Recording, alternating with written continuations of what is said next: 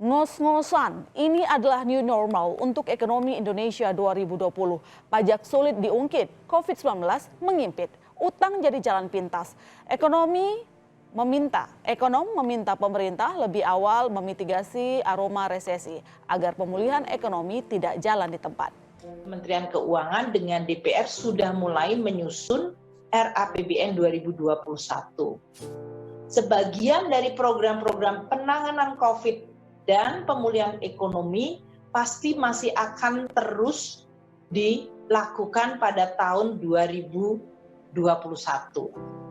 Saya berharap bahwa melalui rakor ini kita akan mendapatkan feedback yang sangat cepat untuk bisa membantu kita merancang program RAPBN 2021 yang pasti masih harus menangani proses pemulihan ekonomi dan membantu masyarakat serta mendorong sistem kesehatan kita untuk bisa lebih siap menghadapi kondisi ancaman kesehatan seperti COVID-19. Kepala Ekonom Bank Permata Joshua Pardede juga menghitung ekonomi dengan pesimistis. Kuartal 2, Indonesia akan tumbuh minus 2-3%, sedangkan sampai akhir tahun 0% sampai 0,5%. Selama ini, Jawa menyumbang pertumbuhan ekonomi sampai 50%. Lebih separuhnya berasal dari konsumsi wilayah DKI Jakarta dan sekitar dengan nilai 5.000 triliun rupiah. Pajak sulit digapai, utang jadi jalan pintas. Meski utang jadi new normal negara di dunia, pelaku pasar modal meminta pemerintah tetap berhati-hati dan belajar dari pengalaman buruk Amerika Serikat. Dia akan mempertahankan suku bunga rendah selama mungkin yang bisa dilakukan. Dia mungkin akan terus menurunkan tingkat pajak. Ya, itu akan baik bagi ekonomi Amerika temporary dalam jangka pendek. Tapi di dalam jangka panjang karena penurunan itu dan keinginan Amerika untuk spend terhadap infrastruktur dan lain-lainnya terhadap teknologi, itu akan membuat pemerintah Amerika harus berhutang lebih banyak. Dan saat ini saja, hutang pemerintah Amerika itu sudah 100% lebih. Sudah di atas ekonominya. Ya, sudah di atas GDP yang dilakukan. Sudah 100% lebih. Karena ekonomi itu kurang lebih 18 triliun dolar dan hutang pemerintah Amerika sudah mencapai 21 triliun US dollar. Jauh memburuk. Dan ini kalau dilakukan lagi penurunan pajak ya terhadap baik korporat maupun individu, maka pemerintah harus berhutang lagi dan ini akan membuat kesulitan bagi pemerintahan setelahnya karena harus membayar hutang-hutang tersebut. Kecepatan pemulihan ekonomi akan bergerak sejajar dengan keberhasilan pemerintah menekan laju COVID-19. Ekonom dan dunia usaha juga meminta pemerintah lebih cepat memitigasi potensi resesi agar efek domino dihindari. Tim Liputan Kompas TV.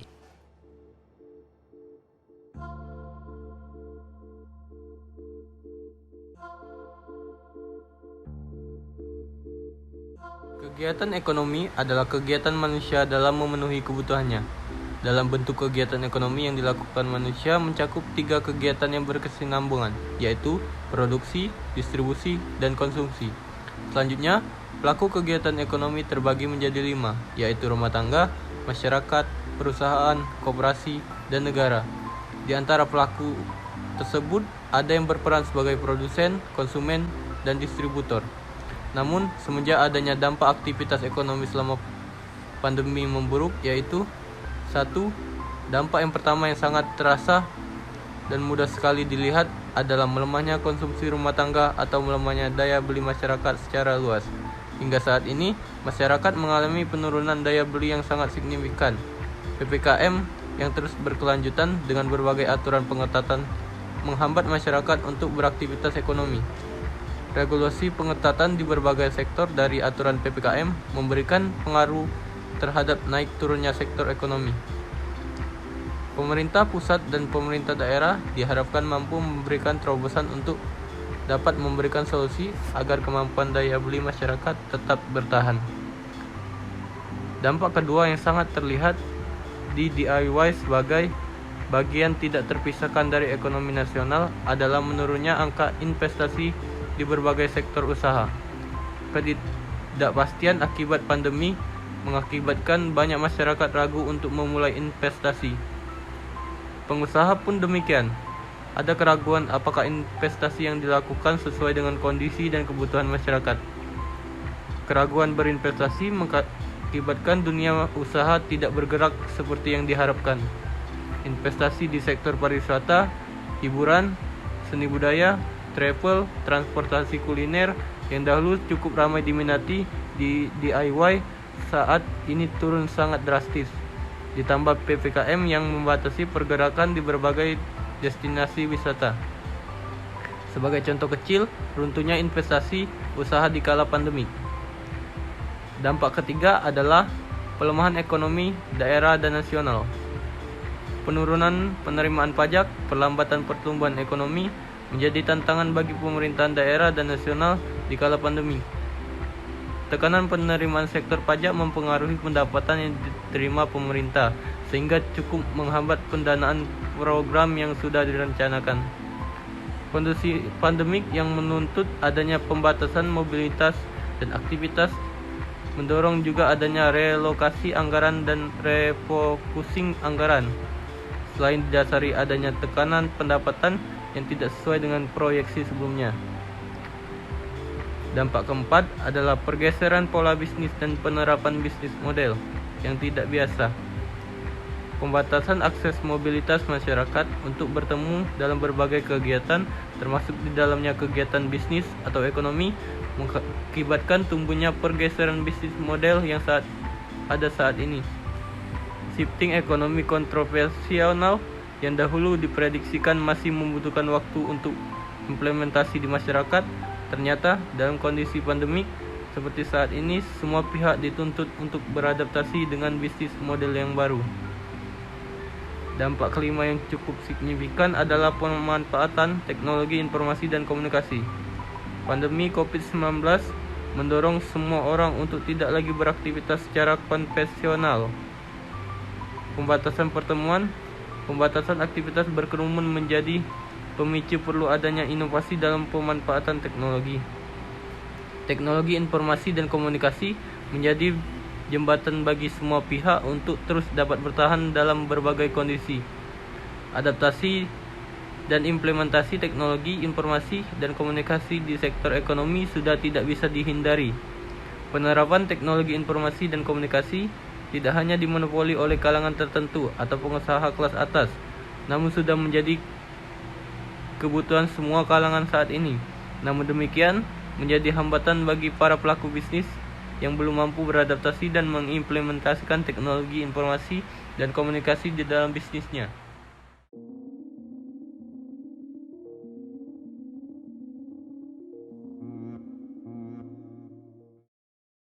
Assalamualaikum warahmatullahi wabarakatuh. Perkenalkan, saya Elsa Tiara, perwakilan dari kelompok 3. Di sini saya akan mewawancarai salah satu pedagang yang ada di sekitar rumah saya. Baiklah, langsung saja kita ke sesi wawancaranya. Selamat sore, Ibu. Sore, Mbak. Permisi, boleh saya minta waktu Ibu sebentar? Boleh, Mbak? Apakah benar Ibu seorang pedagang? Benar? Begini, Bu. Sebelumnya, perkenalkan, saya Elsa Tiara dari mahasiswi Universitas Sriwijaya. Saya ingin mengetahui kegiatan dan kondisi perekonomian para pedagang. Nah, apakah saya boleh mewawancarai Ibu? Boleh, Mbak. Baik, terima kasih, Bu. Langsung saja kita mulai wawancaranya ya, supaya tidak terlalu lama mengganggu waktu Ibu. Pertama, kalau boleh tahu nama Ibu siapa dan berapa usia Ibu? Nama Ibu Siti Romjana, usia Ibu 47 tahun. Baik, Bu. Di mana biasanya Ibu berdagang dan Ibu berdagang apa? Ibu berdagang di Pasar Cinde dan Ibu berdagang tempe, Mbak. Nah, Ibu berdagang tempe ini buat sendiri atau ambil dari orang terus Ibu jual lagi? Buat sendiri, Mbak. Alhamdulillah berdagang tempe ini sudah keturunan, Mbak, dari keluarga. Oh, baik. Berarti usaha sendiri. Biasanya dari jam berapa sampai jam berapa Ibu berdagang? Ibu berangkat dari rumah sekitar jam 5.30 sampai jam 12 siang, Mbak. Nah, sudah berapa lama sih Ibu berdagang tempe di Pasar Cinde? Ibu berdagang tempe dari tahun 98 Mbak, sampai sekarang ya sekitar 24 tahun sudah Mbak. Wah, berarti sudah lama sekali ya Ibu berdagang tempe ini. Iya Mbak.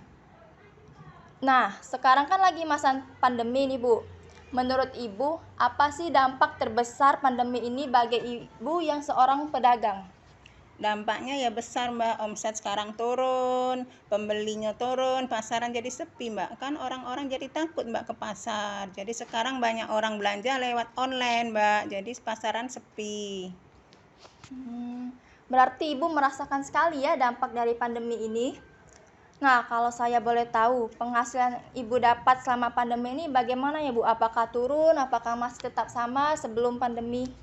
Turun tragis Mbak, sekarang nih sekitar 30% Mbak turun Mbak. Kan penghasilan Ibu selama pandemi ini turun nih. Bagaimana sih cara Ibu mengatasi kebutuhan Ibu sehari-hari selama pandemi ini? Ya Ibu sekarang ikut ini Mbak, ada kegiatan, ada menerima pesanan tempe krepek. Kalau ada orang pesan Ibu terima Mbak untuk tambah-tambah kebutuhan keluarga. Nah, cara mesan krepek tempenya itu gimana Bu? Apakah lewat online dari aplikasi apa gimana? Lewat dari mulut ke mulut Mbak, ada teman, ada tetangga. Dari mulut ke mulut Mbak, bukan lewat aplikasi. Berarti dari tetangga-tetangga sekitar ya. Iya. Terakhir nih Bu, boleh nggak nih saya lihat produk yang Ibu jual? Boleh Mbak, ini Mbak silakan.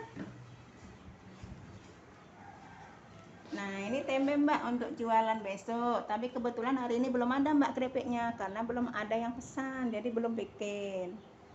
Tempe ini sudah betul-betul bisa dijual untuk besok ya Bu? Iya Mbak, ini untuk besok.